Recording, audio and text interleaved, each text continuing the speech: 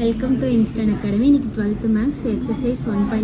Row reduction மெத்தட்னா row echelon form பண்ணணும். அதுக்கு வந்து இங்கே எல்லாம் ஜீரோ வைக்கணும். அதுக்கு தான் நம்ம பண்ண போகிறோம். ஃபஸ்ட்டு சம் பார்க்கலாம். லெட் ஏன்னு சொல்லி கொஸ்டினை எழுதிக்கிறேன். இப்போ வந்துட்டு இது ஜீரோ பண்ணுமா?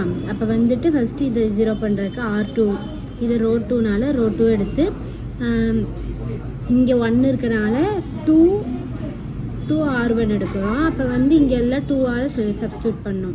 அதனால் அதை அப்படி போட்டுக்கிறோம். இங்கே வந்து 3, இங்கே 5 இருக்கிறனால இது R3யை போட்டுட்டு R3 போட்டுக்கிறோம். போட்டுட்டு இங்கே மைனஸ் பண்ணணும். 5R1னால் பண்ணோம்னா நம்மளுக்கு 0 கிடைக்கும். அதுதான் பண்ண போகிறோம். இப்போ வந்து இது பார்க்க போகிறோம். இங்கே வந்து நம்ம ஃபஸ்ட்டு R2 இருக்குல்ல, அதை அப்படியே எழுதிக்கணும். இங்கே R1 வந்து 2ஆல் இன்ட்டு பண்ணும்போது 1 2s are 2, 1 2s are 2, 1 2s are 2, அப்புறம் இங்கே 3 2s are 6ன்னு வரும். இதை மைனஸ், இங்கே வந்து சிம்பிள் மாற்றணும். இங்கே ப்ளஸ் இருந்தால் மைனஸ் பண்ணணும். இங்கே மைனஸ் வரும். இங்கே 0 ஆயிரும். இது வந்து -3 ஆயிரும். இது வந்து 1 ஆயிரும். இது -2 ஆயிரும்.